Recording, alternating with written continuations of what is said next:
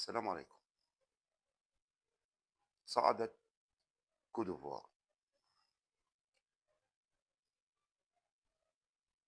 خلاص. مصر في مواجهة كوت.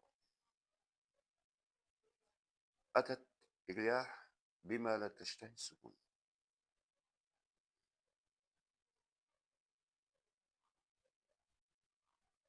كابتن حسام، في كلمتين كده واقفين بحلقي، يعني واقفين بزوري كده. أنا أعوذ بالله من كلمة أنا، قلت منتخب مصر والكاميرون بالنهائي، قلت ارحموا حسام حسن وما تضغطوش على الكابتن حسام وسيبوا الكابتن حسام بالمهمة بتاعته. لكن بصراحة بعد ما شفت مباراة الجزائر والكونغو يا كابتن حسام، لا لا لا لا، احنا عاوزين نعيد التفكير كتير قوي قوي. الجزائر ما سيطرتش على الماتش. الجزائر ما سيطرتش على الماتش الا لما لعبت براس حرب صريح. كان ماتش 50-50 لغايه ما مدرب الجزائر، مدرب عالمي، غير ولعب بمهاجم صريح. فكابتن حسام كلنا عارفين ان مصطفى محمد مش على هواك،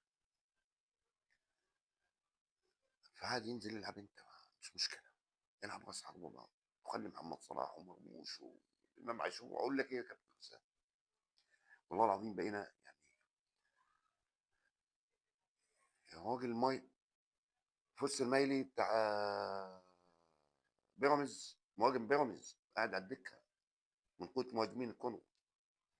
ارحمنا بقى يا كابتن حسام، وحياه ربنا لا نتخيط،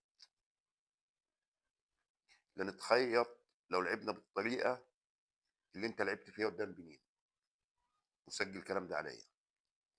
وهيبقى السبع نجوم دول اللي على التيشيرت المنتخب المصري يبقوا للذكرى، زي الفراعنه، زي تاريخنا كده فرعوني، هيبقوا للذكرى.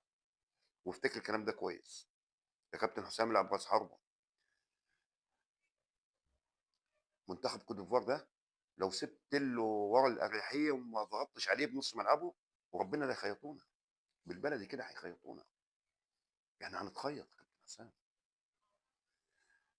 غير كده يا كابتن حسام، ربنا يهديك.